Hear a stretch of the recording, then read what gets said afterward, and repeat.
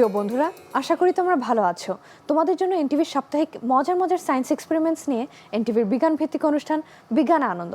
আজকে আমাদের সাথে স্টুডিওতে আছে বুয়েটের শিক্ষার্থী আতিক খান। ভাইয়া, কেমন আছো তুমি? ভালো আছি, তুমি কেমন আছো? আমি অনেক ভালো আছি এবং আমি খুবই এক্সাইটেড যে আজকে আমাদের টেবিলটা অনেক কালারফুল। আমরা শুরুতেই কি এক্সপেরিমেন্ট দেখব? আমরা আসলে ইনারশিয়ার কিছু এক্সপেরিমেন্ট দেখবো আজকে। তো তোমার মাথায় ইনারশিয়া শুনলে কি আসে বলো তো? ইনারশিয়া শুনলে তো আমি স্কুল কলেজে পড়েছি যে একটা বস্তুর যে স্টেটে আছে সেখানে থাকার যে টেন্ডেন্সিটা, এটা ইনারশিয়া। হ্যাঁ, দেখো এইখানে আমার কাছে একটা বটল আছে। এই বটলটাকে আমি যদি এখানে রাখি, ও কিন্তু স্থির অবস্থায় আছে। তাহলে ওই যে ওর যে স্থির থাকার প্রবণতা, এটাকে কিন্তু আমি বলতেছি ইনারশিয়া। তাইলে এখন আমি যদি চাই যে এই বটলের নিচ থেকে এই কাগজটাকে বের করব, দেখো আমি যদি খুব সিম্পল ভাবে বের করতে চাই তখন কিন্তু বটলটা পড়ে যাচ্ছে, তাই না? কিন্তু এই কাজটাই যদি আমি খুব কুইকলি করি তাহলে দেখো কি হয়। বটলটাকে আমি এভাবে রাখলাম, আমার কাজ হবে আমি খুব তাড়াতাড়ি এটাকে কি টান দিয়ে বের করে ফেলবো। আচ্ছা আচ্ছা, 3 2 1। ওয়াও, দেখো এবার কিন্তু আমি কাগজটাকে বের করে ফেলতে পারলাম। ও কিন্তু মুভমেন্টই করলো না, হালকা একটু পিছে চলে গেছে। তাহলে প্রথমবার আমরা পারলাম না এবং সেকেন্ডবার পারলাম কেন? দুই ক্ষেত্রে কিন্তু ইনারশিয়া কাজ করতেছিল, তাই না? তোমার কি মনে হয়? এবং আমার কাছে তো মনে হচ্ছে আরো জোরে টান দেওয়াতে কিন্তু আরো জোরে পড়ে যাওয়ার কথা ছিল। হ্যাঁ, এইখানটাতে দেখো কি হয়েছে। যখন আমরা খুব ধীরে এটাকে টান দিছি তখন ফ্রিকশনের কারণে এখানে একটা স্ট্যাটিক ফ্রিকশন ছিল। আচ্ছা। সেটা হচ্ছে আমার কাগজের সাথে এই বটলের নিচের পার্টটা। তাহলে কাগজটা যখন এই পাশে যাচ্ছিল তখন বটলের নিচের পার্টটাও কি ও এইদিকে ফোর্স অ্যাপ্লাই করতেছিল, ফ্রিকশন ফোর্স। তাহলে এই ফ্রিকশন ফোর্সের কারণে কিন্তু এই গ্লাসটা উল্টে পড়ে যাচ্ছে। কিন্তু যখন আমি খুব তাড়াতাড়ি এটাকে সরাই ফেললাম তখন এই ফ্রিকশন ফোর্সটা অ্যাক্ট করার জন্য সময় পেল না। আচ্ছা, আর এই বটলটার টেন্ডেন্সি কি, ও স্থির অবস্থাতেই থাকতে চাইবে। এই কারণে কিন্তু সেই ক্ষেত্রে আমি খুব ইজিলি কি করতে পারলাম, আমি আবার একবার ট্রাই করি। ওকে, ইজিলি আমি কাগজটাকে বের করে ফেলতে পারলাম, কিন্তু বটলটা কিন্তু পড়ে গেল না। পড়ে গেল। আচ্ছা, তার মানে যদি আমরা খুব ফাস্ট স্পিডে করি তাহলে কিন্তু ফ্রিকশনটা কাজ করার টাইম পাচ্ছে না। জি, এখন দেখো আমি যদি এটাকে উল্টাভাবে করার চেষ্টা করি, ওকে, একটু এটা তো hard আরো হবে। রিস্কি। হ্যাঁ, একটু হার্ড হবে, তাও দেখি।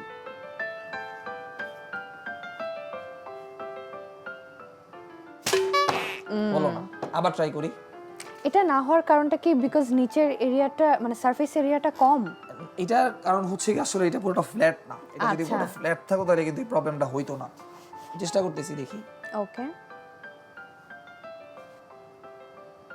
এই জায়গাটা ফ্ল্যাট না হওয়ার কারণে দেখো এখনো কিন্তু একটা এখন কিন্তু নাড়াচাড়া করছে।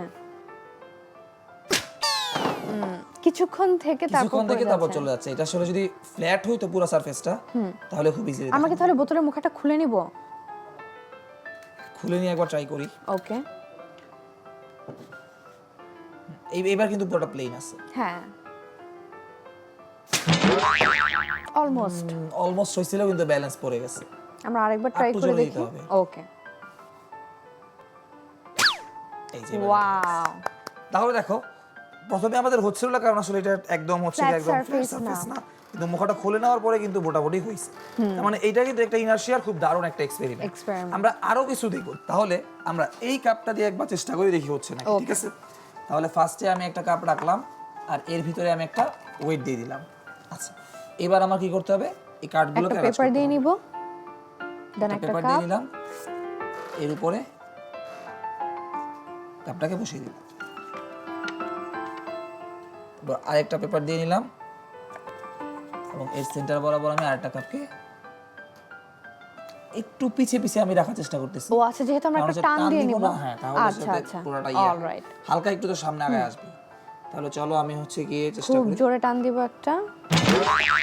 দেখো অলমোস্ট প্রথম দুইটা হয় নাই, আমাদের ওটাকে একটু পিছিয়ে রাখতে হবে। আচ্ছা,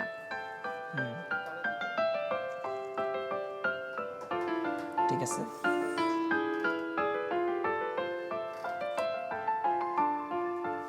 ওকে, এবার ট্রাই করি।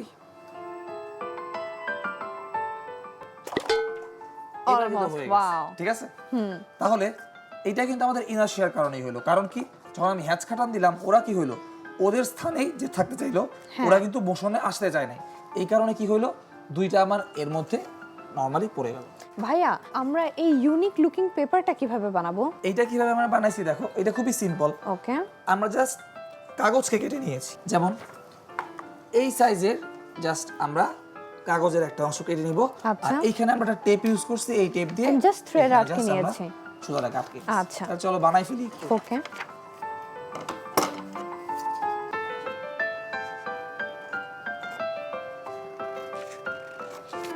এই যে। এরকম কার্ড আসলে আমাদের বানাতে হবে। এটা একটু আমার দেখো ছোট হয়ে গেছে, ছোট হয়ে গিয়েছে। আর একটু বড় করে তার বানানো মানে হচ্ছে। আমাদের আসলে কাপের মুখাটা মুখটা যেন একটু মাপ দিতে ঢেকে হবে, থাকে এরকম ওরকম করে সাইজে বানাতে বানাতে হবে। চোখের আন্দাজে কেটে নিচ্ছি আরেকটা। আচ্ছা, এই যে। এবার কিন্তু দেখো পারফেক্ট হয়ে গেছে। ওয়াও, ওকে, তাহলে এবার জাস্ট আমরা কি করব, একটা টেপ ইউজ করব, টেপ ইউজ করে এখানে জাস্ট আমার সুতা যে আছে এটাকে আটকায় নিই। ওকে।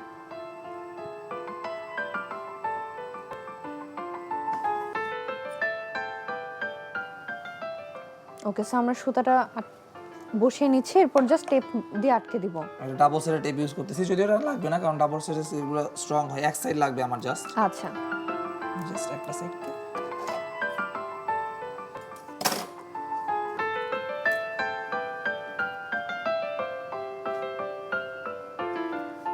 মিডল বরাবর রেখে ওকে, তাহলে এটা আমার হয়ে গেছে। আরেকটা বানিয়ে ফেলি। তারপর আমরা একটা এক্সপেরিমেন্টও করে দেখলাম আমাদের দুইটা নতুন হ্যাঁ, পেপার কাপ দিয়ে। দিয়েও দেখলাম। এটাও কিন্তু একদম পারফেক্টলি আছে। আমরা কিন্তু অনেক পার্টিজে এরকম গেমস দেখি যে একটা গ্লাস কি আরেকজন আরেকটার উপর ফেলতে পারবে কিনা, সো ইটস আ ট্রিক যে খুব ফাস্ট যদি আমি টান দেই তাহলে কিন্তু আসলে এটা সম্ভব। easily এবং কিভাবে রাখতেছি জিনিসগুলো ওইটাও কিন্তু ইম্পর্টেন্ট। আমরা যেটা বললাম একটা পিছনে পিছনে একটা রাখতে হবে।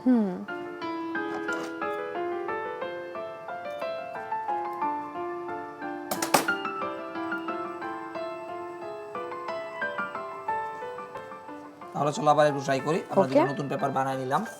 সো আমরা এটার ভিতর সিমিলারলি ম্যাগনেট দিয়ে নিচ্ছি।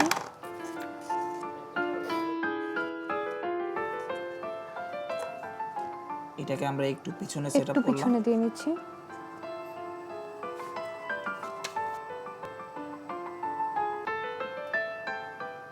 আরেকটা কাপ দিয়ে নিই। চলো ট্রাই করে দেখি এবারে এক চান্স হয় নাকি। ওকে,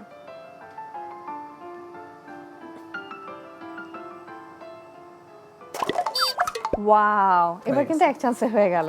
চমৎকার ভাই, আমরা পেপার কাপস দেখলাম, এখন কি আমরা কাচের গ্লাস দিয়ে দেখব? হ্যাঁ, কাঁচা গ্লাস দিয়ে আমরা দেখতে পারি। আমরা এখানে একটা আচ্ছা। কাপড় ইউজ করব। দেখো এখানে আচ্ছা। একটা রেড কাপড় আছে আমার কাছে। আমরা এখানে একটা দেখো কাপড় ইউজ করতেছি। এই কাপড়টার উপরে আমি হচ্ছে কি দুইটা গ্লাসকে বসায় রাখবো। এতক্ষণ আমরা কিন্তু একটা ওয়েট দেখছিলাম, এখন হচ্ছে আমরা এখানে দুইটা ওয়েট। দুইটা ওয়েট নিলাম। এখন আমার কাজ হবে যে হ্যাচকা টানে এই কাপড়টাকে বের করে আনা। ওকে, ঠিক আছে, তাহলে দুইটা ওয়েট আছে। এই কাঁচের গ্লাসগুলোর ওয়েটও কিন্তু অনেক বেশি, তাহলে এদের জড়তাও আসলে বেশি। জড়তার যে মেজারমেন্ট এটা কি ওয়েটের সমানুপাতিক, ওয়েট যত আচ্ছা। বেশি হবে জড়তাও আমার কি তত বেশি তত হবে। বেশি হবে। তাহলে এবার আমি চাচ্ছি এটাকে টান দিয়ে বের করে আন। 3 2 2 1 1, ওয়াও, দেখো দুইটা কিন্তু এটা হালকা মুভমেন্ট করছে কারণ একটু বাড়ি খেয়েছে কাপড়ের সাথে, কিন্তু এটা কিন্তু এই জায়গায় স্টিলই ছিল। কিন্তু এটাও যদি আমরা খুব আস্তে করে টান দিতে যেতাম তাহলে তখন কিন্তু পড়ে যেত। দেখো, আচ্ছা, আমি একবার দেখাই। দেখছো? হালকা টান দিলে কিন্তু অবশ্যই এটা পড়ে যাবে, কারণ তখন এখান থেকে ফ্রিকশন তাকে কি করবে, সাথে করে নিয়ে আসার চেষ্টা করবে। নিয়ে আসার চেষ্টা করে। প্রিয় বন্ধুরা, বিরতির পর আবারও ফিরে এলাম এনটিভির বিজ্ঞান ভিত্তিক অনুষ্ঠান বিজ্ঞান আনন্দ অনুষ্ঠানে। ভাইয়া, এবার এই জিনিসটা আমি আগে অনলাইনে দেখেছি যে খুব ফান, এরকম করলে খুব সুন্দর একটা প্যাটার্ন হয়। এটা যে আজকে আমরা বানাবো, আই এম ভেরি এক্সাইটেড। তাহলে আমরা বানানো শুরু করি। হ্যাঁ, আজকে আমরা মূলত কেন্দ্রমুখী বল আর কেন্দ্র বিমুখী বল এটা কি খুব ভালো করে বোঝার চেষ্টা আচ্ছা। করব এই এক্সপেরিমেন্টের মাধ্যমে। আচ্ছা, আমি ফার্স্টে এটা কিভাবে বানাইছি এটা একটু বলে এটা আচ্ছা। বানাই ফেলি। সেটা হচ্ছে জাস্ট আমি দুইটা স্ট্রিপ কেটে নিছি এবং স্ট্রিপের মাঝখানে একটা ছিদ্র করে আমি জাস্ট স্ট্রিপগুলোকে দুইটা পরপর বসায় এখান থেকে ফিক্স করে নিছি। আচ্ছা, এটা আমি একটু বানাইলে দেখবা সবার কাছে ক্লিয়ার হয়ে যাবে। ওকে, তো প্রথমে হচ্ছে আমি দুইটা স্ট্রিপকে কেটে নিব। এখান থেকে দুইটা স্ট্রিপকে আমি কেটে নিচ্ছি।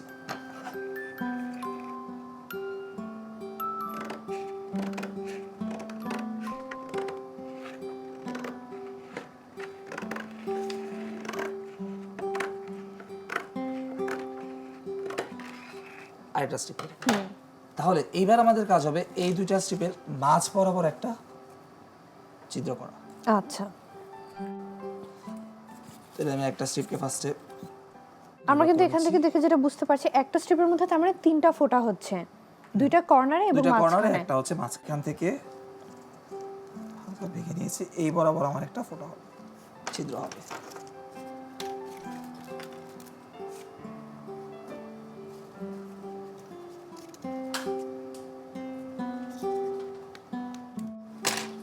তাহলে আমি যদি একটা স্টিক শাসলিক নিচ্ছি, স্টিক নিয়ে নিই। এই শাসলিক স্টিকের এই যে এই বরাবর এটা চলে যাবে, একটা পার্ট যাবে এখানে এবং একটা পার্ট যাবে এখানে। ঠিক আছে। কিন্তু সিমিলারলি কিন্তু আমাদের আরেকটা আরেকটা স্টিকও কিন্তু কাজ আগে করতে হবে। ঢুকিয়ে নিতে হবে, আরেকটাকে স্টিকে ঢুকিয়ে নিব, তারপর হচ্ছে বাকিটা। তাহলে এটা করার জন্য আমি এখান থেকে এবার আমি এখানে হচ্ছে একটা ছিদ্র করে নিচ্ছি।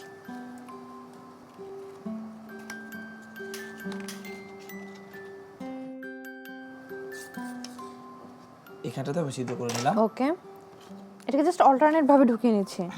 একটা প্লাসের মতো যাতে থাকে। হ্যাঁ। এবার আমি এইখানে একটা ছিদ্র করে এই পাশটাকে ফিক্স করে ফেলবো, ওকে তারপর এইটাকে নিব, তারপর উপরের পাশটাকে ফিক্স করে নেব। ওকে প্রথমে দিলে এই জায়গাটাতে আমি একটা ছিদ্র করে নিচ্ছি। আচ্ছা,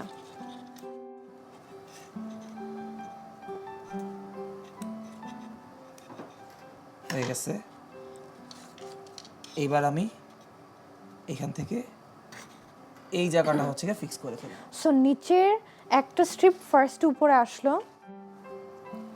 এটা হচ্ছে মুভমেন্ট করতে পারতে হবে, এরকম ভাবে হতে পারতে হবে যাতে মুভমেন্ট করতে পারে।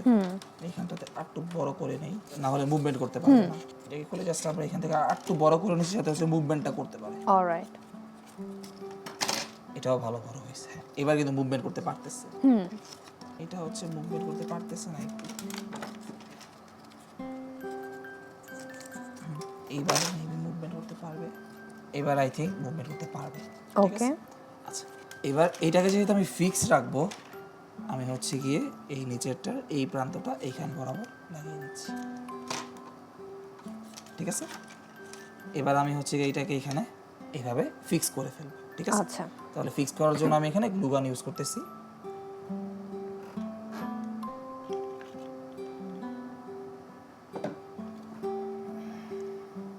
এই পার্টটা আমার হয়ে গেছে।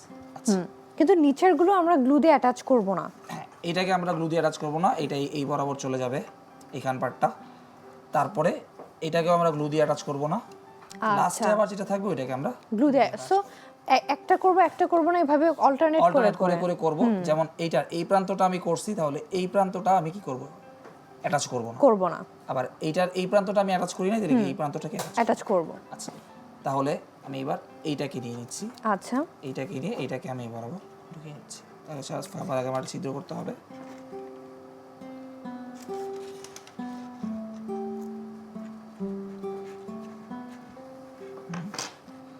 হয়ে গেছে।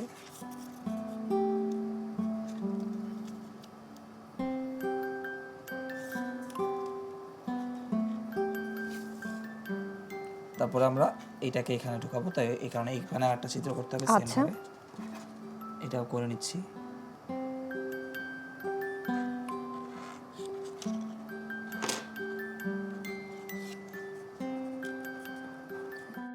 তাহলে এই স্টেপটা আমার হয়ে গেল।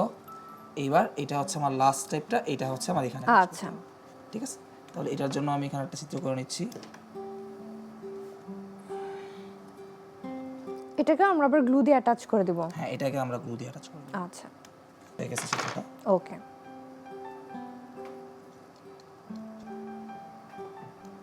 এটাকে আমরা এখানে জাস্ট গ্লু দিয়ে অ্যাটাচ করে দিচ্ছি।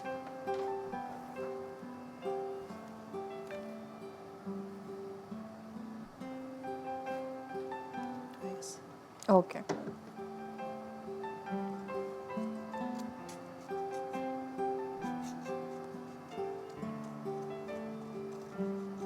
ঠিক আছে।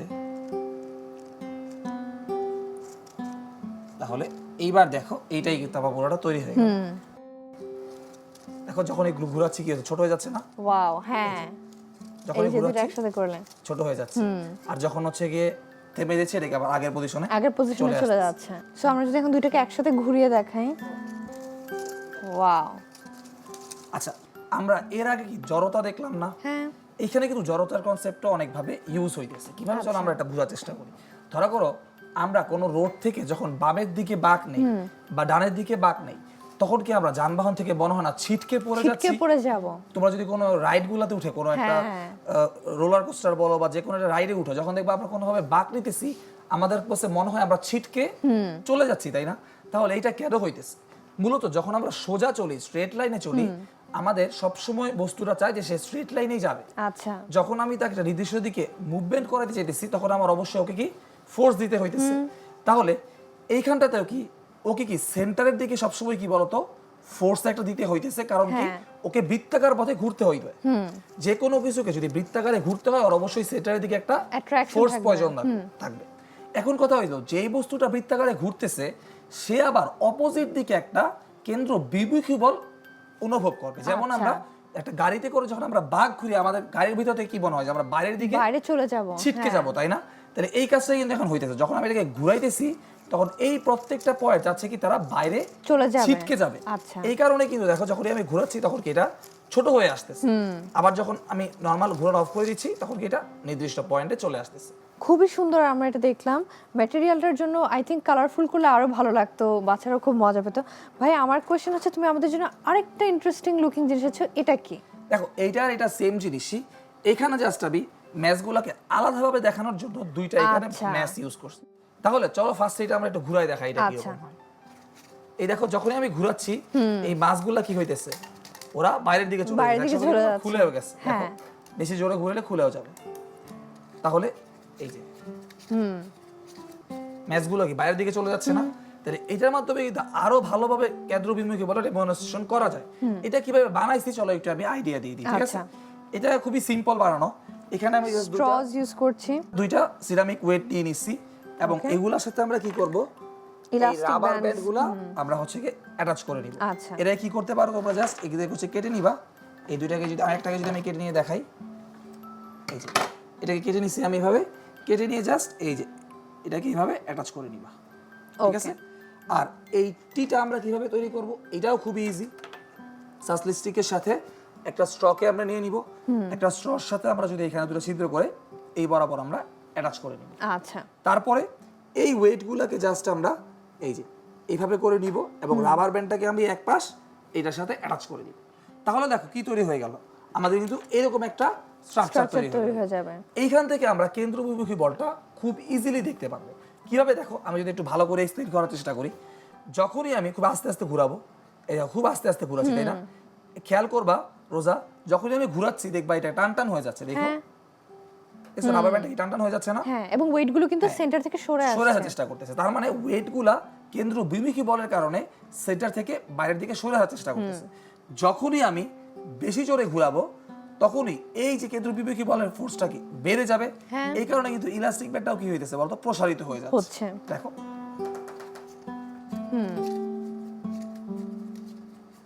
তাহলে এখান থেকে কিন্তু কেন্দ্র বিমুখী বলের কনসেপ্টটা আরো ভালোভাবে বোঝা গেল।